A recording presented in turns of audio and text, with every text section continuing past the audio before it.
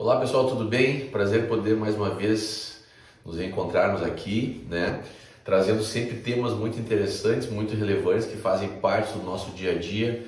E hoje vamos tratar de um tão importante quanto que seria justamente a questão do abandono de emprego, que é uma situação que sempre gera muita insegurança, gera muitas dúvidas, tanto em trabalhadores quanto em empregadores. Haja vista ser uma situação esdrúxula, uma situação desagradável muitas vezes para ambas as partes e que diante dessa indefinição, dessas incertezas, pode ocasionar a tomada de uma decisão incorreta, de uma decisão ilegítima, que pode trazer sérias consequências tanto para a empresa quanto para o próprio trabalhador.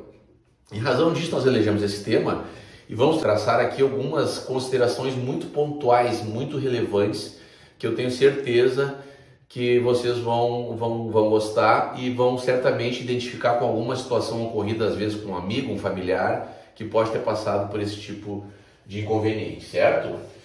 A primeira dúvida, então, o primeiro ponto que nós vamos esclarecer aqui diz respeito justamente ao prazo, né? Afinal de contas, qual seria o prazo que pode configurar o abandono de emprego? Muito embora a nossa legislação não traga um prazo específico, os nossos tribunais, a jurisprudência tem entendido que o prazo caracterizador do abandono é de 30 dias consecutivos de faltas injustificadas, certo? Muito importante esse critério dos dias, no sentido de que eles sejam consecutivos, eles não podem ser salteados, alternados, certo? Esse prazo, esse lapso temporal tem que ser ininterrupto. Então, os tribunais têm entendido que o transcurso desses 30 dias sem uma justificativa plausível, uma justificativa legal, configura sim o abandono de emprego, certo? Além do transcurso desse prazo ininterrupto, também é importante destacar aqui que deve estar presente o chamado animus abandonandi, ou seja, a vontade livre do trabalhador de não mais comparecer sem uma justificativa legal, uma justificativa plausível. Isso configura o ânimos, certo? Então, estando presente o ânimos, a vontade livre e consciente e também o decurso do prazo ininterrupto de 30 dias, resta configurado sim o abandono de emprego, certo? Partindo dessa premissa, nos resta aqui saber agora como deve proceder o empregador e também o empregado quando ocorrer essa situação. A primeira providência que tem que ser tomada é justamente o envio de uma carta AR para o endereço do trabalhador, certo? Dando um prazo razoável, que a legislação também não determina, mas que nós podemos dizer aqui um prazo médio de 3 a 5 dias para que ele se reapresente ao trabalho, certo? Tendo em vista as dificuldades, muitas vezes, do envio da carta R, a demora no retorno desse aviso de recebimento, a moderna jurisprudência tem aceitado também que essa comunicação possa se fazer pelo nosso tão conhecido aplicativo WhatsApp, certo? Desde que o empregador faça uma ata notarial, dando fé pública da notificação de que o colaborador efetivamente recebeu essa notificação, foi notificado validamente. Então, quando muito bem fundamentado, muito bem embasado e comprovado, essa notificação via aplicativo WhatsApp é sim aceita pelos nossos tribunais, tá certo? Outras medidas também são recomendadas no sentido de diagnosticar um eventual abandono de emprego, como por exemplo a análise dos cartões pontos, né?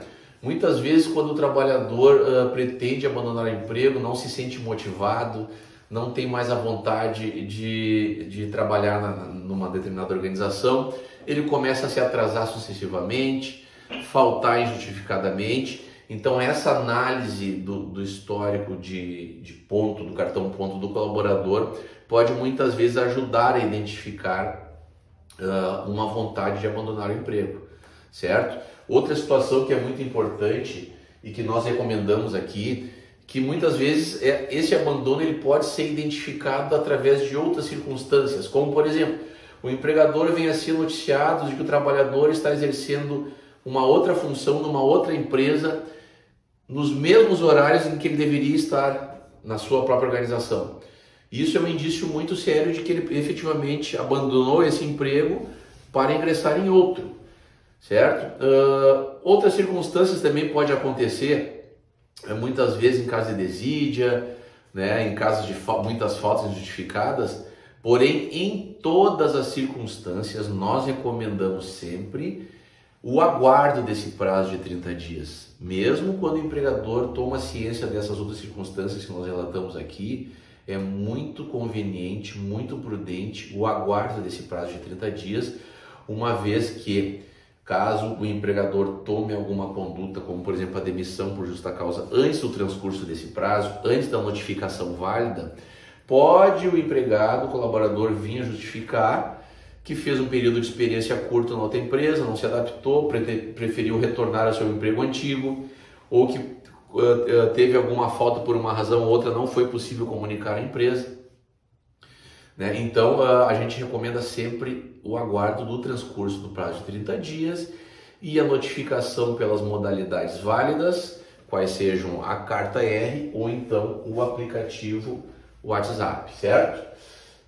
Quando as faltas forem justificadas e o empregado eventualmente venha a se reapresentar, toda essa situação, ele pode receber uma advertência por escrito, eventualmente uma suspensão, mas todas essas situações têm que ser registradas no seu histórico funcional da empresa, certo? É muito importante que o empregador se resguarde dessa medida, a fim de que efetivamente possa no futuro aplicar uma sanção mais drástica, uma penalidade administrativa mais drástica, e que já encontre esse histórico funcional negativo, né, do trabalhador, dando conta de que o mesmo faltava sucessivamente, por vezes quase abandonou o emprego, ou então abandonou, foi advertido, não justificava as faltas. Todos esses assentamentos podem constar na ficha funcional, porém não na CTPS. Nós já tratamos aqui exaustivamente das questões que podem ser apontadas na carteira de trabalho do colaborador e das que não podem. E essa situação, tanto de abandono quanto de falta, não pode ser anotada na carteira de trabalho do colaborador, por ser uma anotação que desabona a sua conduta profissional, que pode efetivamente prejudicar a sua carreira, prejudicar a sua contratação em futuros empregos, a sua imagem perante seus colegas de profissão, seus pares. Então é considerada uma anotação desabonatória, certo? A qual não recomendamos e é inclusive vedada por lei.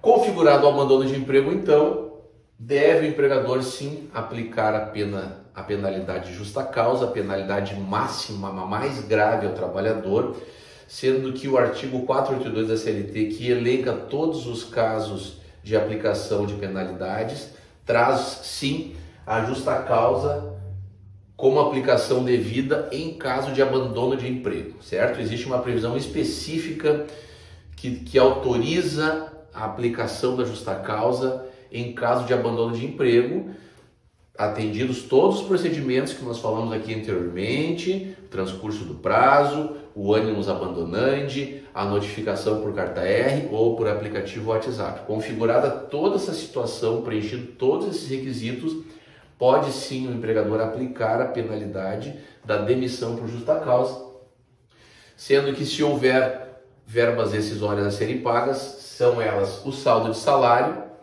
as férias vencidas com terço constitucional, certo? E o salário família.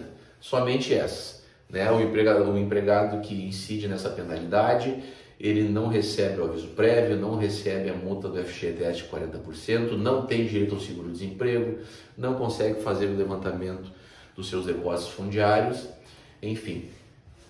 As verbas decisórias previstas são somente essas, certo? Que devem ser depositadas na conta salária do trabalhador, ou em caso de estar inviabilizado esse depósito, o empregador tem que lançar mão de uma ação de consignação em pagamento, depositando em juízo essas verbas decisórias, certo?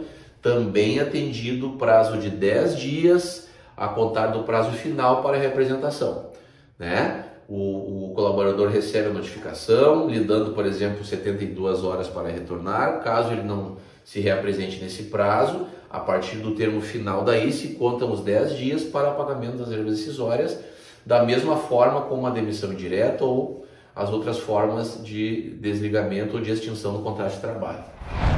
Por fim, nós vamos destacar aqui a importância da existência de um regulamento interno, pois mesmo que haja uma previsão legal para o caso de abandono de emprego, é muito importante que a empresa elabore esse regulamento interno, coloque essa situação, preveja essa situação dentro do regulamento interno, dê um treinamento para os seus colaboradores para que ele fique cientificado das implicações que podem advir no eventual abandono, certo?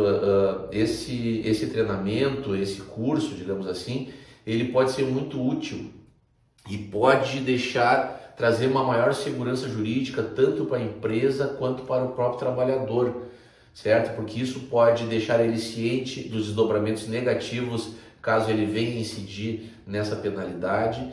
Pode também servir como um embasamento de prova para a defesa trabalhista, caso o empregado venha abandonar o emprego efetivamente. Então ele tem se demonstrado um instrumento muito útil, tanto na questão do abandono, como numa série de outras questões para aplicação de penalidades, para que o colaborador fique ciente de todas as regras internas da empresa, do que pode, do que não pode, as condutas que são consideradas lesivas, as condutas que são consideradas inadmissíveis e os procedimentos corretos que a empresa tem por base, né, e que fazem parte da sua estrutura organizacional. Não esqueça então de linkar aqui na bio do nosso canal, certo? Se inscreve aí, ativa o sininho, que a partir disso você fica sempre atualizado e fica sempre ciente quando nós tivermos algum conteúdo novo, certo? Espero em breve nos reencontrarmos novamente, tá ok? Um abraço.